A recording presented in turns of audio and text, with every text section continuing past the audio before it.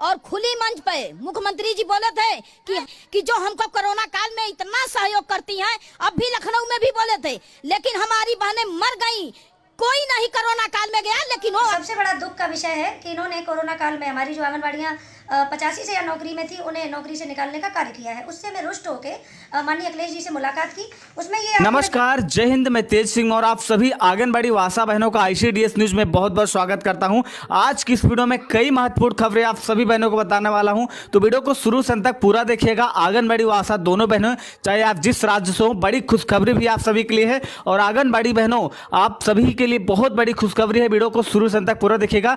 चलिए ज्यादा वक्त न लेते हुए खबरों का सिलसिला शुरू करते हैं। अभी से ही वीडियो को लाइक कर दें, शेयर कर दें व्हाट्सएप फेसबुक पर। चलिए आपको बताते हैं आज की पहली बड़ी खबर। आज की पहली बड़ी खबर, बिहार में आंगनबाड़ी बहनों का मानदेय आ चुका है। ये आप स्क्रीन पर देख सकते हैं कि एक बहन है जिनका नाम है जूली कुमारी, नवादा बिहार। 1 महीने का मानदेय आ गया आज। उन्होंने हमें मैसेज करके जानकारी दी है। आप स्क्रीनशॉट देख सकते हैं कि 5,950 रुपये आंगनबाड़ी बहन के खाते में आज क्रेडिट हुआ है, यानी कि जमा हुआ है। तो बिहार से बहुत बड़ी खबर है। बहन ने जानकारी दी है कि आंगनबाड़ी बहनों का 1 महीने का मानदेय बिहार में आ गया है। आप सभी बहनें कमेंट बॉक्स में जरूर बताएं। आज की अगली बड़ी खबर उत्तर प्रदेश से है। उत्तर प्रदेश की आशा बहन ने लाइव डिबेट में बीजेपी के प्रत्याशी को जमकर धोया और उन्होंने मुख्यमंत्री योगी आदित्यनाथ जी की पोल खोल दी और कहा जाता है कि योगी जी जो कहते हैं वो करते हैं, लेकिन आंगनबाड़ी व आशा बहनों से जो उन्होंने वादा किया था उसका उन्होंने पूरा नहीं किया है। आइए आपको वीडियो दिखाते हैं। जो भाई लोग हमारे साथी खड़े हैं, हम सबसे निवेदन के साथ करना चाहते हैं कि अपने तर्क से आप लोग हटिए मत, जातिवाद की बात मत करिए। दूसरी बात, कहते हैं कि महाराज जी जो कहे वो किए। इसी चुनावी वादा में 2017 सवाल किसी से है आपके? हाँ, बीजेपी जो हमारे भाई हैं राहुल जी से, इनसे है मेरा। क्या सवाल ये है कि इसी चुनाव में और खुली मंच पे मुख्यमंत्री जी बोले थे कि हम आशा बहुओं के, एक हमारी आशा बहुएं ऐसी हैं कि जो हमको कोरोना काल में इतना सहयोग करती हैं, अब भी लखनऊ में भी बोले थे, लेकिन हमारी बहनें मर गईं, कोई नहीं कोरोना काल में गया। लेकिन वो आशा, आप कहते हैं सबका साथ सबका विकास, लेकिन आशा वर्कर्स के लिए बिल्कुल बहुत बेहतर नहीं हुआ। नहीं, मैं आपको बता रहा हूँ, डॉक्टरों के लिए ताली थाली हमारे या डॉक्टर मर ठीक है, आप सुनिए, ठीक है, हाँ, उनके घर नहीं गए, संवेदना प्रकट करने, पैसे से मदद तो दूर की बात है। आइए आपको दिखाते हैं आज की अगली बड़ी खबर। बहुत महत्वपूर्ण खबर है। सरिता साक्य हैं जो कि जिला अध्यक्ष हैं आंगनबाड़ी वेलफेयर एसोसिएशन की। पिछले दिनों उन्होंने अखिलेश यादव से मुलाकात की थी और अखिलेश यादव ने आंगनबाड़ी बहनों से बड़ा वादा किया है कि सरकार बनने के बाद उनकी समस्याओं का समाधान किया जाएगा और उनको परमानेंट किया जाएगा, क्योंकि उन्होंने ये वादा किया कि जितने भी संविदा कर्मी हैं उनको नियुक्ति दी जाएगी सरकार की तरफ से। तो आंगनबाड़ी बहनें भी कहीं ना कहीं संविदा कर्मी हैं, उनको मानदेय मिलता है, उनको नियुक्त किया जाएगा, परमानेंट किया जाएगा। और उन्होंने तमाम बातें कही आंगनबाड़ी बहनों के बारे में। अखिलेश से क्या बात हुई उनकी, और योगी सरकार को जमकर धोया। तो ये वीडियो पूरा देखिएगा। आइए आपको बहन का इंटरव्यू दिखाते हैं। क्या नाम है आपका? श्रीमती सरिता साक्य। मैं प्रदेश उपाध्यक्ष, जिला अध्यक्ष आंगनबाड़ी एवं सहायिका वेलफेयर एसोसिएशन उत्तर प्रदेश से। जी, आप अभी फिलहाल में ही सपा के राष्ट्रीय अध्यक्ष अखिलेश जी के समक्ष आप आंगनबाड़ी की समस्या को लेकर के शामिल हुई हैं। क्या आश्वासन मिला है आपको? पहले तो पत्रकार महोदय आपका बहुत बहुत धन्यवाद। मेरी आंगनबाड़ियों के लिए जो आगे तक बात पहुंचाता है तो मुझे बड़ी खुशी होती है। ये आपने बहुत अच्छा क्वेश्चन किया है कि सही मामले में मैं इनकी चिंता करती हूँ। मैं इनकी नेता के नाते मैं माननीय अखिलेश जी से मिलने का मेरा एक ही उद्देश्य था कि मेरी पूर्व की जो सरकार है, प्रेजेंट में भी केंद्र में है और राज्य में भी है भाजपा की सरकार, मुझे उम्मीद थी कि ये हमारी आंगनबाड़ियों को स्थायी करेंगे।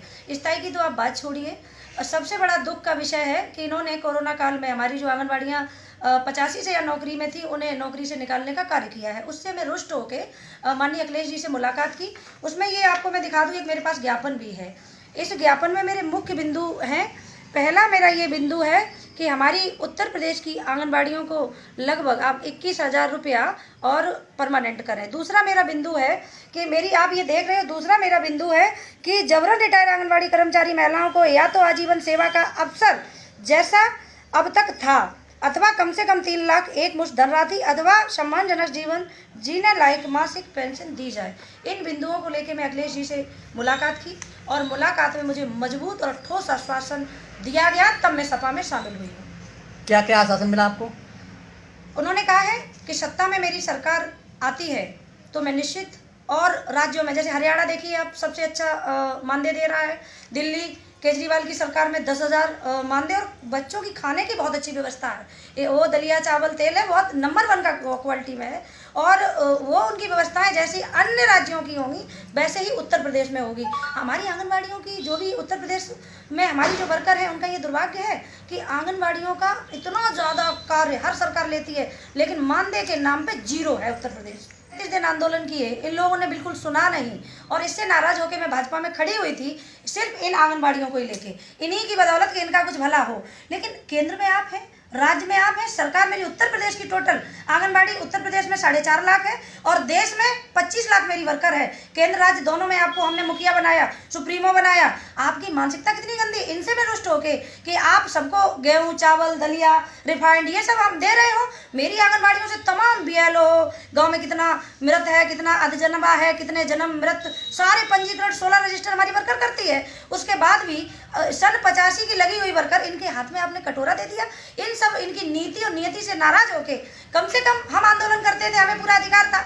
लेकिन दुख का विषय ये है कि अखिलेश जी की सरकार में हमें लड़ने का पूरा अधिकार था। किसी का शोषण नहीं हुआ, किसी पर कार्रवाई नहीं हुई, किसी पर मुकदमे नहीं हुए थे, और इन सब नीतियों को लेके मैं उनसे इसलिए खुश हूँ, मुझे विश्वास है कि वो आंगनबाड़ियों का दर्द समझते हैं, क्योंकि वो परिवारवाद वाले भी हैं। लोग जो बार बार हाईलाइट करते हैं ना कि जिसके परिवार नहीं है, तो मेरी आंगनबाड़ियाँ भी ये जानती हैं, इनके परिवार है, इनके बच्चे हैं। आप इनसे भी पूछ सकते हैं, तो उन्हें दर्द है कि सरकार में हमें किसे रखना चाहिए। जिसके परिवार ही नहीं है, जिसके बच्चे ही नहीं है, तो मुझे नहीं लगता उनके अंदर दर्द होगा। मेरे तो परिवार है, मेरे बच्चे हैं, मेरी बहनों के बच्चे हैं, इनके पति हैं, कोई बिना पति की ये बैठी है, देखिए ये विधवा है, इनका जीवन कैसे कटेगा। इनकी ठेकेदार तो है कौन, नेता सरिता शक। इसलिए मैं अखिलेश जी की सरकार से बहुत खुश हूँ, और उत्तर प्रदेश में मेरी शुभकामनाएं हैं ऐसी गरीब विधवा तलाकशुदा बहनों की कि सरकार उनकी बने, भैया की सरकार बनेगी तो मेरी आंगनबाड़ियों का निश्चित हित होगा, अहित नहीं होगा, ये मुझे विश्वास है। इसलिए मैं सपा में शामिल हुई हूँ।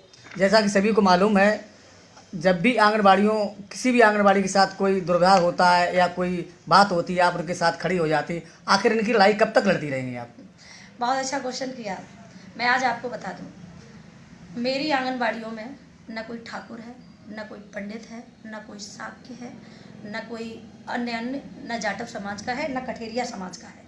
यहाँ पे हर समाज के बैठे हुए हैं। मेरी एक बिरादरी है आंगनबाड़ी, और ये मेरा परिवार है। इसमें घुस के अगर कोई भी राजनीति करेगा उसे एक सरता शाख कतई बर्दाश्त नहीं करेगी, और इन्हें भी सबको पता है मेरी आंगनबाड़ियाँ मेरी जान है, मेरा घमंड है, मेरा गुरूर है। जब तक मैं इनकी नेता हूँ तब तक इनकी हक और अधिकार की, मैं 15 साल से जिला की अध्यक्ष भी हूँ, प्रदेश में भी लेता हूँ, हर इनके हक और अधिकार की आवाज़ उठाती रही हूँ, उठाती रहूँगी, और जब तक ये चाहेंगी तब तक उठाती रहेंगी।